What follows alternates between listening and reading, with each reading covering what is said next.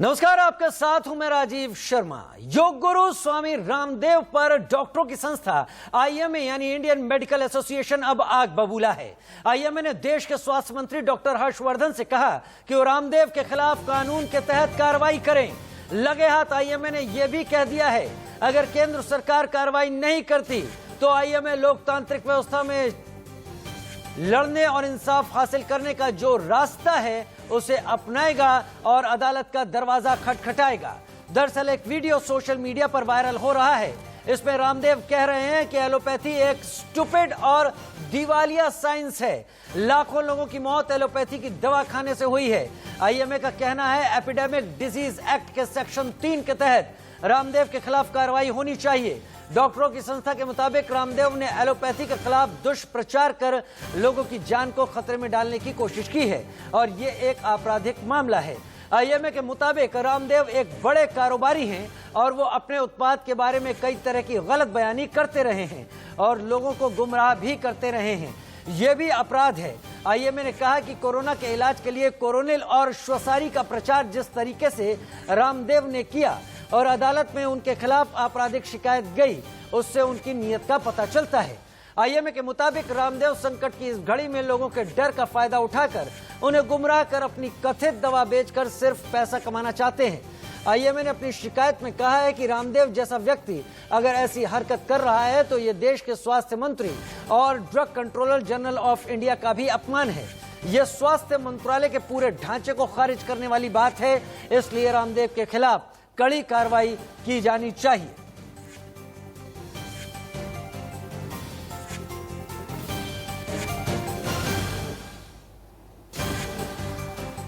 IMA ने रामदेव के खिलाफ आग बबूला होते हुए तमाम बातें कही कि रामदेव ने अपनी कथित दवाओं पर लोगों को गुमराह किया है। रामदेव का मकसद गलत बयानी कर पैसा कमाना है और एक बिजनेसमैन के तौर पर उन्होंने एलोपैथी पर सवाल उठाकर लोगों के अंदर भ्रम फैलाने का काम किया। पूरा बयान देश के स्वास्थ्य ढांचे का अपमान है, डीसीजीआई का अपमान है, स्वास्थ्य मंत्री का अपमान है। और अब हम आपको रामदेव का वो बयान सुनवाते हैं जिसे लेकर इंडियन मेडिकल एसोसिएशन ने ऐतराज जताया है। एलोपैथी एक ऐसी स्टूपिड और दिवालिया साइंस है कि पहले क्लोरोक्विन फेल हुई, फिर रेमडेसिविर फेल हो गई, फिर एंटीबायोटिक्स इनके फेल हो गए, फिर स्टेरॉइड इनके फेल हो गए, प्लाज्मा थेरापी के ऊपर भी कल बैन लग गया और इवरमाक्टिन भी फेल हो गया और जो है अभी एक बुखार के लिए क्या दे रहे हैं वो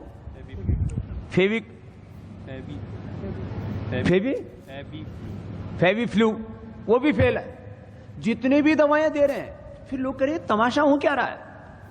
बुखार की दवाई उनकी कोई कोरोना के ऊपर काम नहीं कर रही, क्योंकि आप बॉडी का टेम्परेचर उतार देते हैं। टेम्परेचर जिस कारण से आ रहा है, उस वायरस को, उस इन्फ्लेमेशन को, उस बैक्टीरिया को, उस जो है अलग उस फंगस को, जो भी अलग अलग प्रकार के इन्फेक्शन से जिस कारण से बुखार हो रहा हो, उसका निवारण तुम्हारे पास में है नहीं, तो कैसे ठीक करोगे। इसलिए मैं एक बहुत बड़ी बात कह रहा हूं, हो सकता है इसके ऊपर कुछ लोग विवाद करें।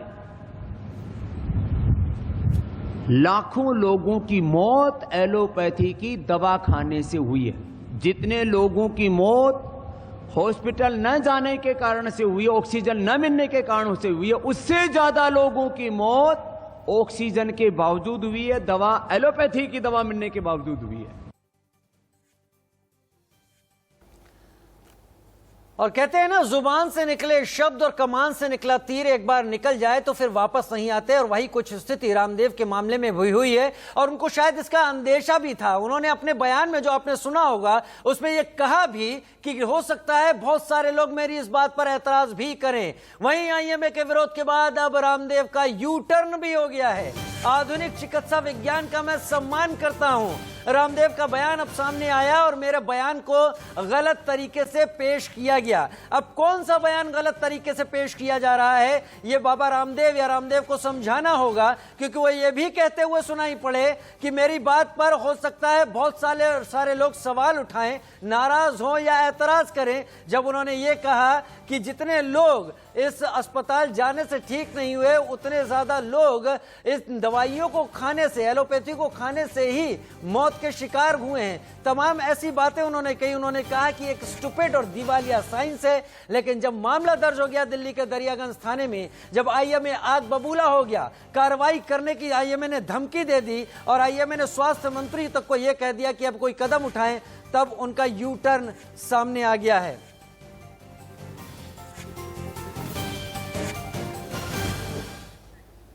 और मेरे साथ इस वक्त दो खास मेहमान जुड़ गए हैं। डॉक्टर जीएस ग्रेवाल इस वक्त जुड़ गए हैं, मेरे साथ राहुल गौतम भी इस वक्त जुड़ गए हैं, हमारे संवाददाता, हमारे रिपोर्टर। राहुल, दिल्ली में क्या कुछ हो रहा है? बाबा रामदेव का जो वीडियो इस वक्त हमने सुनवाया, उसमें वो बड़े आराम से इस बात को कह रहे हैं और ऐसा नहीं लग रहा कि वो किसी हड़बड़ी में कह रहे हैं। वो कह रहे हैं कि एक स्टूपिड और दिवालिया साइंस है। वो कह रहे हैं कि बहुत सारे लोगों की मौत एलोपैथी दवाओं के चलते हो गई है। वो कह रहे हैं कि तमाम दवाइयां असर ही नहीं कर रही हैं, तो जिसके चलते इतने सारे लोग ठीक होके भी जा रहे हैं, जिसके ऊपर इतने सारे लोगों का विश्वास आज से नहीं बहुत पहले से है, और उसके पर्याय के रूप में, उसके दूसरे रूप में आज तक ऐसा कोई विधा नहीं है जो इतने ज्यादा लोगों को इतना बेहतर ठीक कर रही हो, लोग फायदा ले रहे हो। तो ये भ्रम फैलाना नहीं तो और क्या है, और लोगों के साथ खिलवाड़ नहीं तो और क्या है? क्या कुछ हो रहा है दिल्ली में राहुल?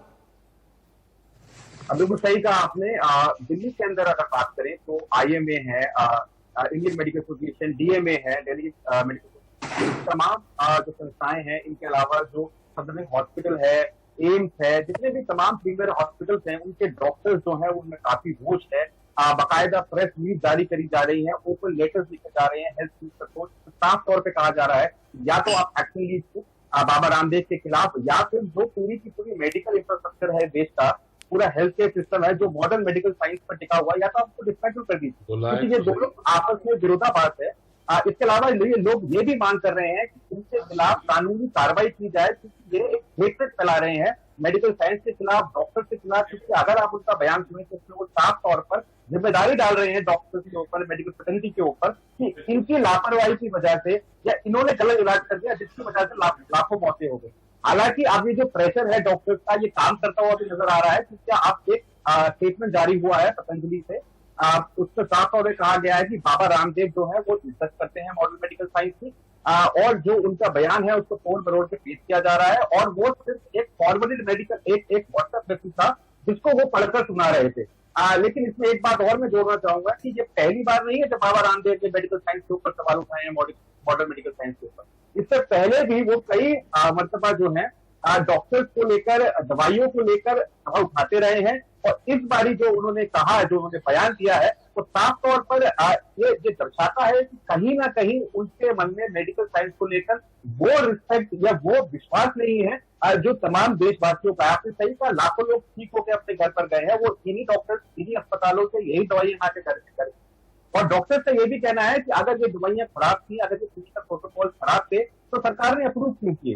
क्यों ड्रग कंट्रोलर ने पहले ही इन पे बैन नहीं लगाया? आईसीएमआर ने जो है इनका संज्ञान नहीं लिया, क्योंकि वो तो उन्हीं ड्रग को इस्तेमाल कर रहे थे जिनको इमरजेंसी यूज के लिए प्रिस्क्राइब किया गया था। ठीक है, तो ठीक है राहुल, ठीक है राहुल, हम समझ रहे हैं। दिल्ली में दरियागंज थाने में मामला दर्ज करवा दिया गया है। हमारे साथ दो खास मेहमान इस वक्त जुड़े हुए हैं। डॉक्टर जीएस ग्रेवाल जुड़े हुए हैं, मेरे साथ अध्यक्ष डीएमए से, और मेरे साथ डॉक्टर मनीष जांगड़ा आरएमएल से इस वक्त जुड़े हुए हैं। डॉक्टर जीएस ग्रेवाल, ये तो एक तरीके से वही बात हुई जब पूरा देश एक पेंडेमिक में घिरा हुआ है, लोगों को केवल और केवल सहारा उन्हीं डॉक्टरों से है जो लगातार इलाज कर रहे हैं, जिन्होंने खुद को खतरे में डाला हुआ है। होना तो यह चाहिए था कि आप कुछ ऐसा बेहतर साइंटिफिकली अप्रूव चीज सामने लाते जिसको डीसीजीआई या तमाम रिसर्च में अप्रूव किया गया होता, जिससे लोग अपनी जान बचा लेते। लेकिन केवल और केवल इस तरह का बयान दे देना कि एक स्टूपिड और दिवालिया साइंस है, यह क्या इतने सारे लोगों में, 135 करोड़ के भारत में एक बड़ी तादाद को एक भ्रम में, कंफ्यूजन में डालने की कोशिश तो नहीं है, उस दौर में जब लोगों को सबसे ज्यादा दवाइयों की जरूरत है? मैं आपका धन्यवाद करता हूं कि आपने इस मुद्दे को उठाया। दिल्ली मेडिकल एसोसिएशन के अध्यक्ष होते हुए मैंने दिल्ली मेडिकल एसोसिएशन की तरफ से और तमाम दिल्ली के डॉक्टरों की तरफ से दरागंज के थाने में एक कंप्लेंट दर्ज करा दी है। देखिए, इस वक्त एक तरफ तो हम मेडिकल साइंस के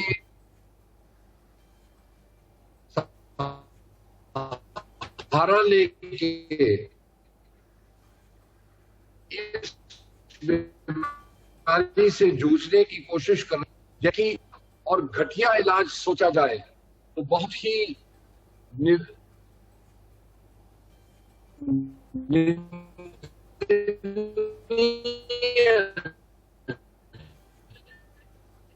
डॉक्टर ग्रेवाल, हम आपसे संपर्क साधने की कोशिश करेंगे। तकनीकी कारणों से आपकी आवाज साफ नहीं आ पा रही है। इस बीच में डॉक्टर मनीष जांगड़ा का रुख कर लेता हूं।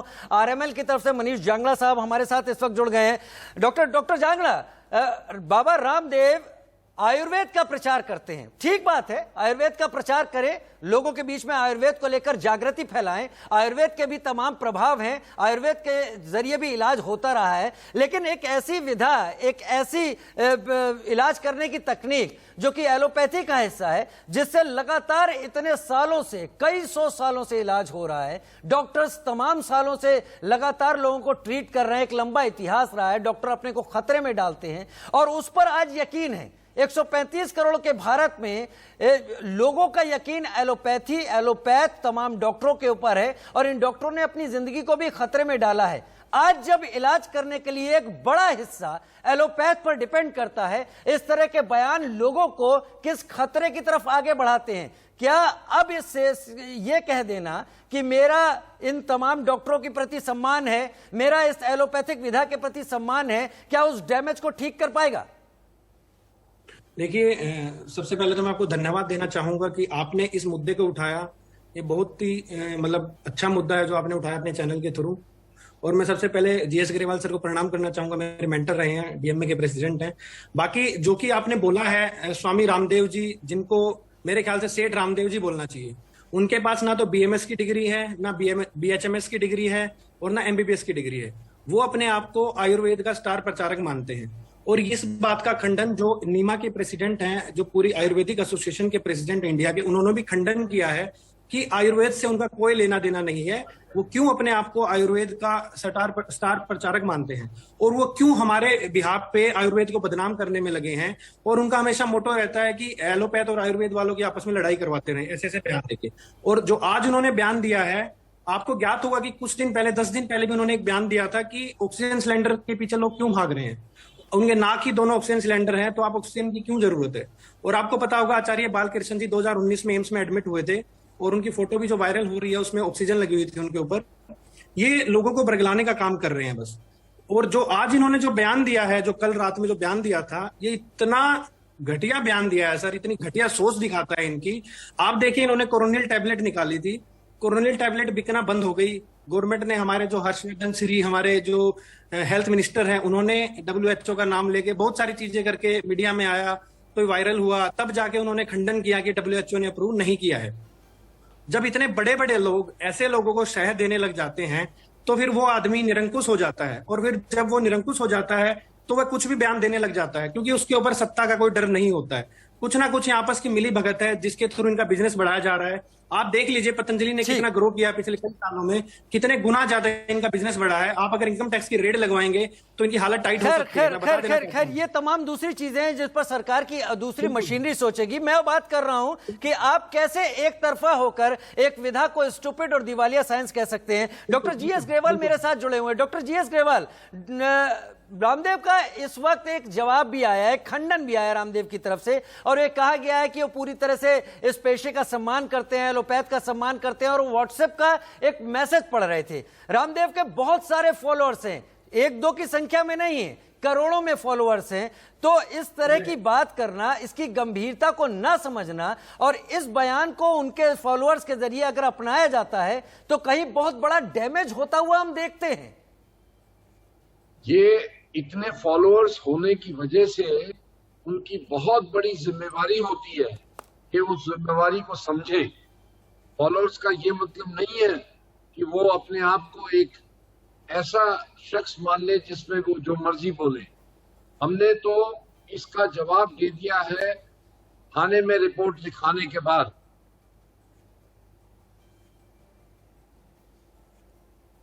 जी इस वक्त मैं गुजारिश करूंगा, हाथ जोड़ के बेनती करूंगा श्री रामदेव जी का। डॉक्टर जीएस ग्रेवाल, माफी चाहूंगा, आपका ऑडियो लगातार टूट रहा है। मैं एक बार राहुल गौतम के पास जाऊंगा। राहुल, किन धाराओं में दरियागंज थाने में ये एफआईआर दर्ज करवाई गई है और क्या मांग की गई है? अभी कंप्लेंट दाखिल कराई गई है के द्वारा। इस बात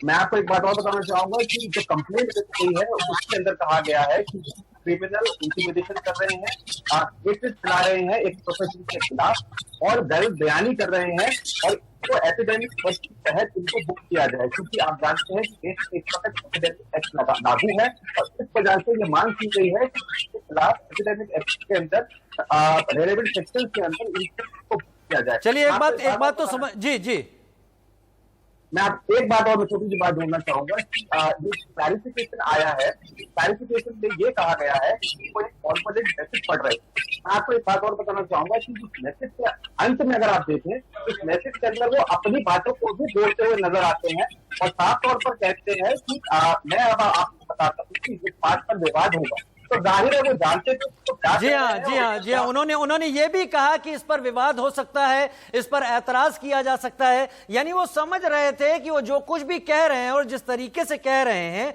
उस पर एक बड़ा बवाल मचना तय है। और रामदेव जैसे उन शख्सियतों को जिनके करोड़ों फॉलोअर्स हैं, उनसे उम्मीद ये जरूर की जा सकती है कि वो जो कुछ भी कह रहे हैं कम से कम उसका संदेश समाज में किसी भी तरीके से दरार और कम से कम चिकित्सा पेशे में किसी तरह की दरार पैदा करने में ना किया जा सके। लेकिन अब आईएमए और डीएमए आग बबूला हैं और कार्रवाई की मांग कर रहे हैं। आप तीनों का हमारे साथ जुड़ने के लिए बहुत बहुत शुक्रिया। आप तीनों ने इस मुद्दे पर बातचीत की, अपना रुख हमारे सामने रखा और अब देखते हैं दरियागंज थाने में मामला दर्ज हो चुका है, आगे कार्रवाई क्या होती है। फिलहाल एक छोटा सा ब्रेक ले रहे हैं, जल्द हाजिर होते हैं।